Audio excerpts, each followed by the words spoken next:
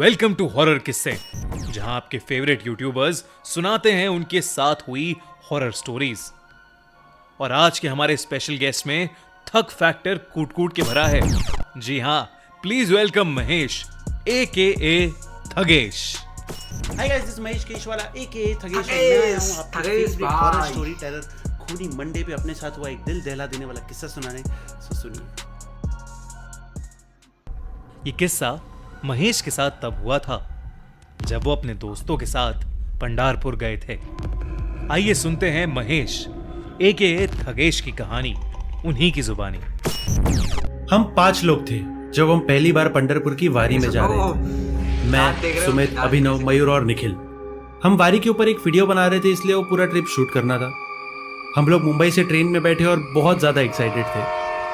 हम लोगों के लिए वो जगह पूरी तरह से अनजान थी और फाइनली हम पंढरपुर स्टेशन पर उतर गए। वहां से बाहर निकलने के बाद एक ऑटो वाला हमारे पास पूछते हुए आया, कुठे जायचं? हम लोगों ने उसे देखा, फिर उसके ऑटो को देखा। उस ऑटो के पास एक ग्रे हुडी और मुंह पर रुमाल पहना हुआ एक आदमी खड़ा था। उसका मुंह पूरी तरह से ढका हुआ था। हम लोगों को वहां का कुछ पता नहीं था, तो हमने और 2-4 ऑटो वालों को पूछा और वो ऑटो वाला भी हमारे पीछे पीछे आ रहा था। फिर थोड़ा घूमने के बाद हमें उसी के ऑटो में जाकर बैठना पड़ा। हम लोग पीछे बैठ गए और सुमित आगे ड्राइवर के साथ वाली सीट पे बैठ गया। ऑटो फुल हो चुकी थी, फिर भी वो ऑटो वाला चल नहीं रहा था। फिर थोड़ा वेट करने के बाद वो ग्रे हुडी वाला आदमी जो पहले दिखा था, वो सुमित के पास आकर फ्रंट सीट पे बैठ गया। उसने अभी भी हुडी और रुमाल पहने रखा था। हमारा वो ऑटो का सफर कुछ आधे घंटे का था। उसमें हमने पंढरपुर का थोड़ा बहुत नजारा तो देख ही लिया था। हर जगह पर वारीकरियों के टेंट लगे हुए थे, पर वो ग्रे हुडी वाला आदमी बिल्कुल नहीं हिला। हम बीच बीच में उसे ही देख रहे थे। थोड़ी देर बाद हम हमारे होटल पहुंच गए। शाम हो गई थी और हम दिन के सफर से थोड़ा थक गए थे। अगले दिन सुबह जल्दी उठकर बस भी पकड़नी थी, इसलिए हम जल्दी खाना खाकर सो गए। और अगली सुबह जल्दी से उठकर हम लोग बस के लिए निकल गए। बस टाइम पर आ गई थी और हमने हमारा सारा सामान ऊपर रख दिया और बस शुरू होने का वेट करने लगे। बस शुरू ही होने वाली थी कि मेरी आगे वाली सीट पर वही ग्रे हुडी वाला आदमी आकर बैठ गया। मैंने उसे देखा और बाजू में बैठे सुमित को बोला, अरे ये तो वही आदमी है ना जो हमें कल दिखा था। सुमित ने भी मेरी तरफ देखा और थोड़ा कंफ्यूज स्टेट में हो गया। हमने उस बात को एक कोइंसिडेंस समझ के छोड़ दिया। नाते पुते बस स्टॉप पर बस आकर रुक गई और हम उतर गए। वहां से हमारी वारी शुरू हो गई। पूरा 12 किलोमीटर का रास्ता शूट कर हम सदाशिव नगर पहुंचे। जहां लोग एक बड़ा सा सर्कल फॉर्म करते, वो सर्कल ही हमारा मेन शूटिंग पॉइंट था। हम सब अलग अलग जगह पर शूट कर रहे थे और एक दूसरे से काफी दूर थे। जब अभिनव शूट कर रहा था तो अचानक से उसके बाजू में एक अनजान सा आदमी आकर खड़ा हो गया। वही सेम ग्रे हुडी वाला आदमी। अभिनव थोड़ा डर गया और वहां से दूर हट गया। शूट होने के बाद अभिनव ने उसके बारे में हमें बताया। बार बार वो आदमी हमें पता नहीं कैसे दिख रहा था, क्योंकि 7-8 लाख लोगों की भीड़ में एक आदमी बार बार दिखना इत्तेफाक नहीं होता गाइस। उसी रात हमें मुंबई के लिए ट्रेन पकड़नी थी, इसलिए हम फटाफट से फलटन स्टेशन के लिए निकल पड़े। रात के करीबन 10 बजे थे। फलटन स्टेशन पहुंचने के बाद हम टिकट की लाइन में खड़े हो गए। मैं सबसे पीछे खड़ा था और तभी मेरी नजर मेरे पीछे वाले आदमी पर गई। वही ग्रे हुडी वाला आदमी ठीक मेरे पीछे खड़ा था। वो देखकर मैं लिटरली डर गया और वहां से हट गया। टिकट लेकर हम प्लेटफॉर्म पर पहुंच गए। ट्रेन को आने में अभी थोड़ा वक्त था। स्टेशन पर पूरा सन्नाटा छाया हुआ था। स्टेशन पर एक भी आदमी नहीं था। हम स्टेशन पर थोड़ा आगे गए। वहां एक बेंच पर हमने हमारे सारे बैग्स रख दिए और उस आदमी के बारे में सोचने लगे। वो चोर, गुंडा, खूनी कोई भी हो सकता है। सुनसान सड़क पर हम सिर्फ 5 लोग थे। पता नहीं वो आदमी टिकट लेकर कहां चला गया। तभी ट्रेन का हॉर्न बजा। पता नहीं क्यों, पर ट्रेन को देखकर हमें थोड़ा सा रिलैक्स फील हुआ। ट्रेन स्टेशन पर आकर रुकी और हम उसमें चढ़ गए। अंदर पूरी ट्रेन भरी हुई थी, इसलिए हमने हमारे सारे बैग सीट के नीचे रख दिया और हम फिर डोर की तरफ आ गए।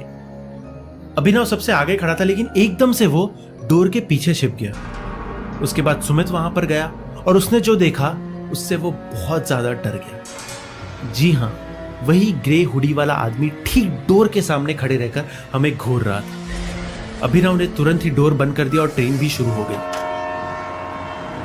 हम सारे तभी एक्चुअली बहुत डर गए थे। वो चोर वगैरह नहीं है ऐसा सोचकर हम और डरने लगे। थोड़ी देर तक हम सब शांत खड़े रहे, फिर थोड़ा आगे आने के बाद अभिनव और सुमित डोर पे खड़े थे। मयूर और निखिल सामने वाले डोर पे बैठे थे और मैं पैसेज के गैप में सपोर्ट लेकर खड़ा होकर विंडो के बाहर देख रहा था।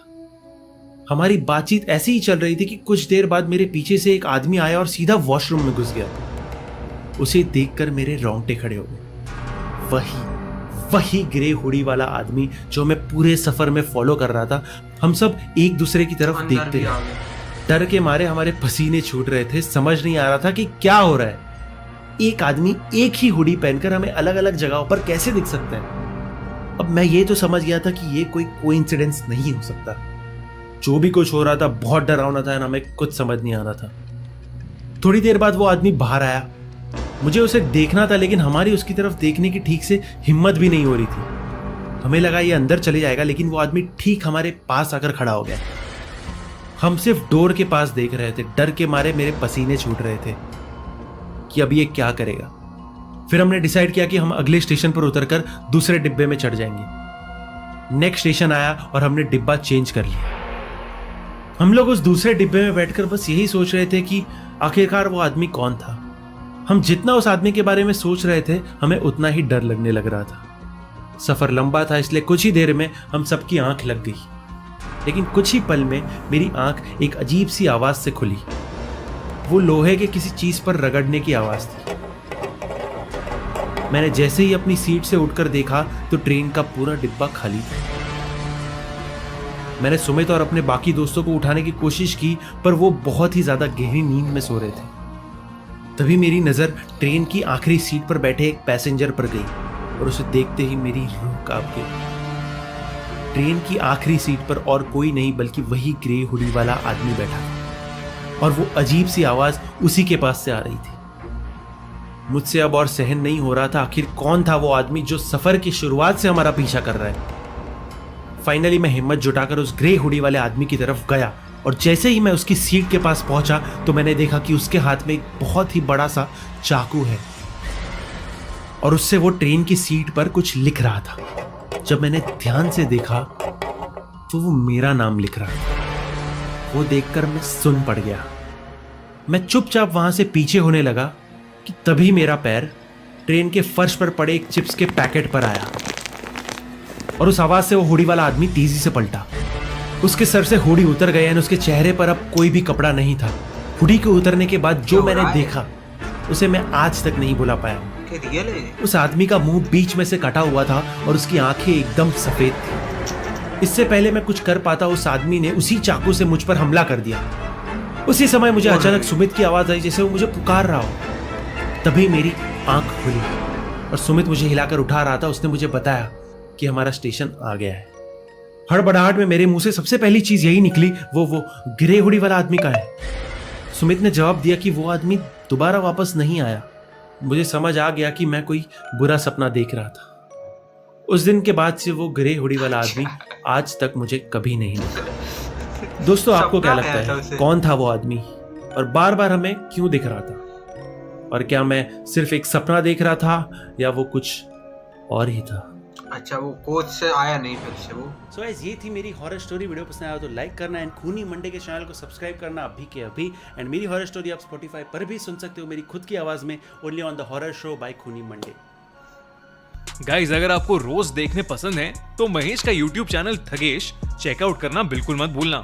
हंस हंस के लोटपोट हो जाओगे आप। Link in the description.